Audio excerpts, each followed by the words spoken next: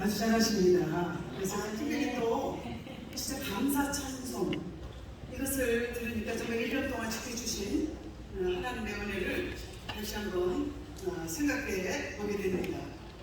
지난 36회 총회 이후에 한 해 동안 지켜주신 하나님의 은혜에 감사를 드립니다. 1986년 대한예수교장로회 영업총회가 창립대회를 드리고 초대 총회장의 신강교회 박종호 목사님을 추대하신 이후에 한결같은 은혜로 36년 동안 지켜주셨음을 진심으로 감사를 드립니다. 주께서 친히 일하고 계심을 귀로 듣기만 하였는데 이제는 눈으로 주를 뵙는 성숙한 총회가 되었습니다. 주께서는 못하실 일이 없으시며 무슨 계획이든지 못 이루실 것이 없는 줄 아옵니다 라고 고백한 욥의 고백이 우리의 고백이 되었습니다. 오랜 세월 지나온 가운데 어찌 순탄한 일만 있었겠습니까? 때로는 분열과 다툼, 아픔 속에서 총회원들을 걸러내신 하나님이십니다. 우리 총회는 거룩하고 깨끗한 총회이기 때문에 이 물에서 놀 수 있는 고기를 생각하는 그런 이제 다 깨끗하고 건강한 총회에서 신앙생활을 하고 살고 할 수 있는 사람만 남겨두신 겁니다. 그래서 우리가 때로는 탈퇴하고 힘들게 하고 이런 분들 때문에 가슴이 아팠지만 이런 식으로 문제가 아니라 그 내실에 정말 진실하고 깨끗한 하나님을 온전히 섬기고 사랑하는 우리 연합성중의 총회원들이신 줄로 믿습니다. 우리를 어떤 위기 속에 있을 때 우리를 간절하게 기도하게 하시고 더욱 단단해지고 성숙해지게 하시는 연합성총회를 사랑하시는 하나님 아버지의 크신 은혜였습니다. 정말 우리 총회는요 하나님의 시선이 머무는 총회입니다.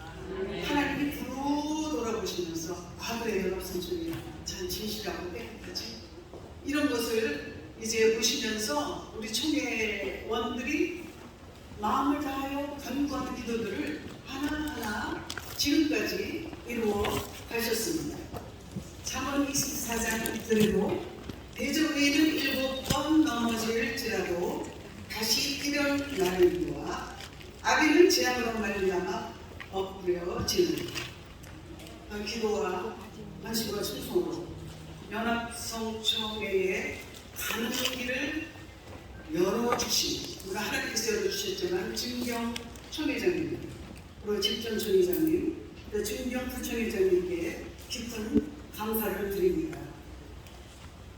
또한 연합성총회는 애중심을 가지고 총회를 섬기고 노예와 지교회를 섬기기로 작정한 총회원들의 헌신이 있었기에 제37회 정기총회로 이어지는 오늘이 있다고 생각을 합니다.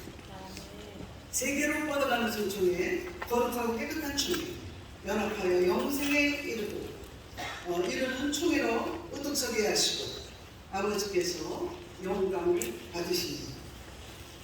사무엘상 7장 12절을 보면 사무엘이 블레셋과의 전쟁에서 이긴 것을 감사하면서 미스바와 제 사이에 돌 하나를 세우시고 여호와께서 여기까지 우리들을 도우셨다 하시며 에벤 에셀이라고 써있는 그런 성경 말씀을 우리가 보게 됩니다. 우리들의 인생에 살아온 모든 부분에서 하나님께서는 세밀하게 간섭하셨습니다. 그리고 이끌어 주셨습니다. 때로는 우리의 실패인 것 같았는데 하나님의 은혜 가운데 인내하면서 기도하면서 겸손하게 하나님의 십자가 아래 기도하면서 기대하다 보니까 그것이 실패가 아니었구나. 더 큰 것을 주시기 위해서 나를 훈련시켜 주시는 과정이었다 하는 것을 제가 참 많이 깨닫게 됩니다. 그래서 하나님의 말씀은 살아있고 활력이 있어 좌우의 날이 있어 어떤 검보다도 예리하다고 합니다. 우리를 만드신 창조주만이 우리의 혼과 영을 쪼개십니다. 말한 적도 없는 마음에 숨은 생각과 마음을 하나님께서 다 보고 계십니다. 지으신 것이 하나도 그 앞에 나타나지 않은 것이 없어서 우리를 심판하실 하나님 앞에서 아무것도 숨길 수 없이 다 드러납니다. 지금은 하나님 앞에 우리의 믿음을 포장하고 또 하나님을 성령님을 속일 수 있습니다. 그렇지만은 그것이 마지막 날 우리를 심판하시는 하나님 앞에 다 드러나게 된다는 것입니다. 그래서 정말 우리는 말씀 앞에 서면 우리 자신을 돌아보게 되죠.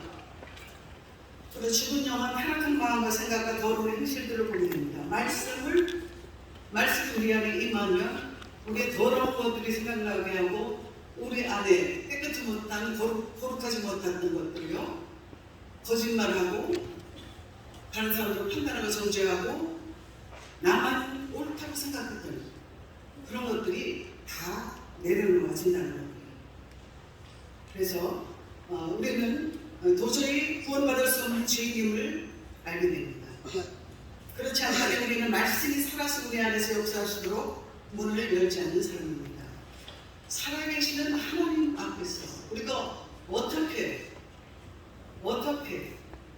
거짓말을 하고 어떻게 다른 사람을 판단하고 정죄하고 하나님 앞에서 나 자신을 높일 수가 있겠습니다. 정말 우리가 또 말씀 안에서 깊은 말씀 안에 들어갈 때 우리의 죄를 보게 되죠. 그러면 절망합니다. 나는 이밖에 안 되는 인간인가? 내가 목사라고 하면서 내가 이렇게밖에 안 되는가 하고 절망할 때는 절망으로 끝나지 마시고 예수님을 바라봐야 됩니다.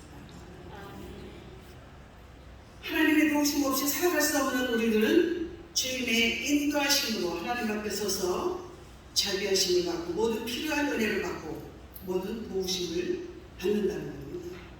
그래서 성경은 우리가 얼마나 죄인인가를 알려주시고 그런 우리를 위해서 예수님이 돌아가셨다는 것과 그분이 승천하셔서 우리를 용서하시고 하나님께로 이끌어 주셔서 우리가 얼마나 큰 복을 받게 되는지를 성경을 통해서 알게 해 주십니다. 문자가 아니라 살아있는 말씀으로 이 모든 일이 우리에게 현실이 되게 해 주십니다. 우리가 받은 은혜 중에 가장 큰 은혜는 뭐예요?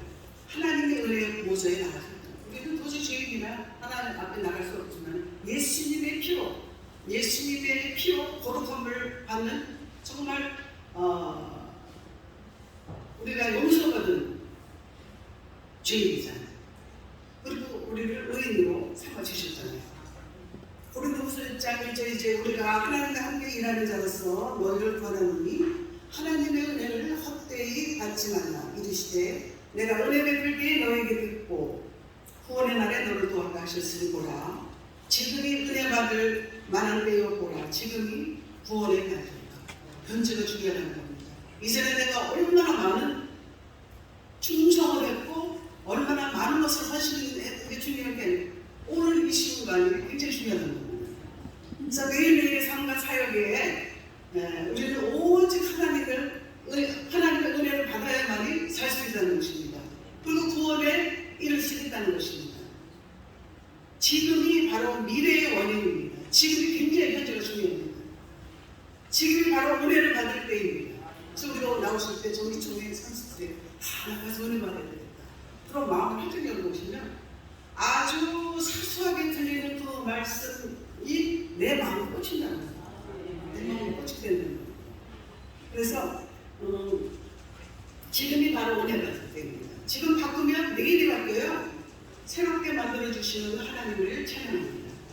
살아서 역사는 하나님의 말씀이 우리 안에 임하시면 우리는 하나님이 기뻐하시는 새로운 존재로 거듭나게 된다는 거예요. 이제는 목회도 잘못하고 낙심하고 열등감 속에서 좌절하고 했지만 이제 하나님의 은혜가 말씀을 통해서 나 안에 깊이 들어오면요, 하나님이 우리에게 능력을 주시죠. 우리가 그 길에 헤쳐나갈 수 있는 지혜를 주시죠. 또 우리의 사역의 길도 열어주십니다. 그래서 은혜란 이 시대의 마지막 최고의 단어라고 필립 양식을 말했습니다. 은혜. 세상에 물질 문명에 아무리 발달해도 은혜를 만든 것은 어디예요? 교회밖에 없다는, 예배 드리는 곳밖에 없어요. 그런 것이요. 그래서 때를 따라 돕는 은혜란 어떤 의미입니까? 이스라엘의 축복의 단계가 때를 따라 내려주시는 이른 비와 늦은 비의 은혜에 대한 그런 말씀도 있지요. 신명기 12장 14절에 여호와께서 너희의 땅에 이른 비 늦은 비를 적당한 때에 내리시리니 너희가 곡식과 포도주와 기름을 얻을 것이요. 그렇게 말합니다. 때를 따라, 때를 잘 맞춘 적당한 때, 필요한 게, 우리는 사람의 때를 놓고 막 그것을 막 하나님 이것을 이루어달라고 기도할 때도 많아요. 근데 그것은 하나님의 때에 이루어주신다는 겁니다. 반드시 하나님의 때가 이럴 때 그 모든 기도들을 응답해 주십니다. 하나님의 은혜의 보좌 앞에 나오는 자들에게 돕는 은혜를 때를 잘 맞춰 적절하게 내려 주신다는 겁니다.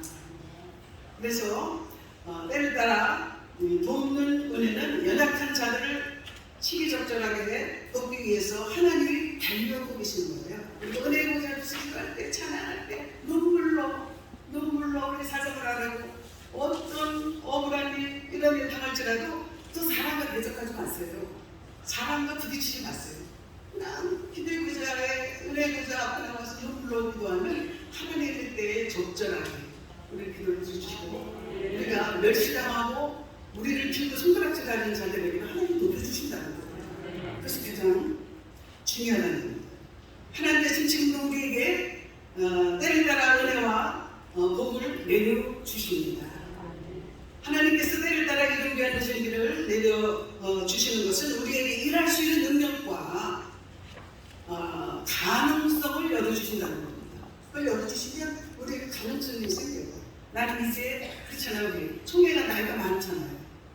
뭐 37년 됐으니까 우리가 또 그렇죠. 여성들은 나이가 늦게 또 시작하고 그랬잖아요. 이 목표를. 그래서 굉장히 이제는 나도 나이도 많고 내가 이제 뭘 하겠느냐, 이러고 우리가 그 자리에 주저앉을 때가 많다는 겁니다. 네, 아닙니다. 하나님 나이를 보지 않으시죠? 우리 마음에 얼마나 하나님을 사모하는가, 하나님의 열정으로 얼마나 하나님 일을 하고 싶은가.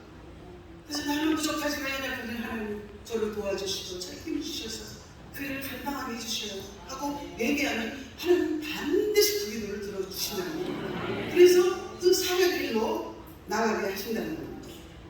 탈무드에 보면 다윗이 사울 앞에서 쫓겨 도망 다니는 장면이 나오죠. 그래서 사울에게 충격을 피해 자기 동굴에 숨게 됩니다.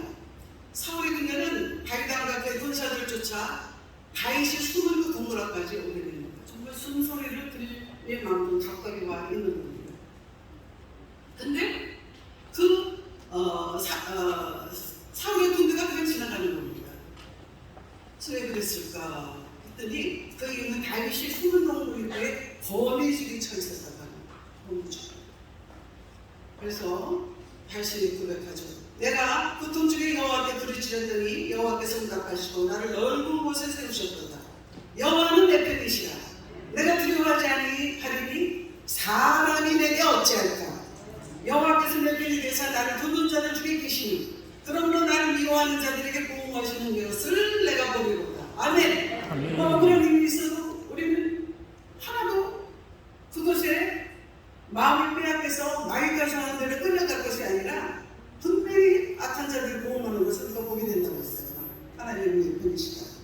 그래서 고통 중에 여호와께 기도하면 응답하시고 고난으로부터 벗어나게 하시고 안정된 상황을 만드신다는 겁니다. 근데 우리가 그걸 믿지 못해서 그래요. 내가 여기서 이제 끝인 것 같아요. 내가 여기서 끝이고 나는 이제 더 이상 아무것도 할 수 없다. 사람의 생각으로 그렇게 할 때가 있다는 겁니다. 그래서 제가 이렇게 말씀을 묵상하다 보니까 우리 뭐 사람들에게 좋은 소리를 듣기 싫어하잖아요. 누가 무슨 소리 하면 그것 때문에 잠 못 자고 뭐 그러잖아요. 보니까 우리 하나님은 우리가 성경을 갖지 않으시죠. 않으신 분이지만은 내가 하나님이라면 너무 억울한 것이 많으신 분이 하나님이십니다. 오죽 마음으로 말씀을 창조하시고 인간을 지으시고 그냥 잘 살게 복을 주며 내가 번성하라 이렇게 하면서 복을 주셨는데도 불구하고 우리 하나님 없이 살아가잖아요. 세상 사람들은 그렇다 할지라도 우리 목회자들은 하나님 없이 목회합니다. 저는 때는 정말 우리가 아무리 유창하게 신학적으로 무슨적으로 많이 안다 할지라도 저 우리 자신을 돌아보고 내 안에 정말 하나님이 계신가? 하나님이 살아계신가? 이런 질문을 해봐야 됩니다. 하나님이 살아계시다면 나의 삶이 그렇게밖에 될 수 없습니다. 하나님이 살아계시다면. 그래서 여기 탈무드에 보면 다윗 실로뿐만 아니라 스코틀랜드의 독립운동가 로버트 브루스의 간증도 있는데요. 저기에 달아나다가 동굴 속으로 숨어 들어갔는데 정말 뒤쫓아온 적들이 그가 숨은 것에 의해서 거미 한 마리가 동굴 입구에 거미줄을 치기 시작했어요. 그래서 아마 그 추적자들은 뭐 사람이 들어가면 거미줄이 끊어지지 거미줄을 새로 들어가는 사람이 어디 있겠어요? 거미줄을 놓고 군가 그리고 지나갔어요. 그때 브루스는 이렇게 기도했다고 합니다. 하나님 자그마한 거미의 뱃속 나를 위한 피난처를 마련해 주시고 적절한 때에 거미를 보내주고 나를 보호하시며 거미줄을 치게 하시니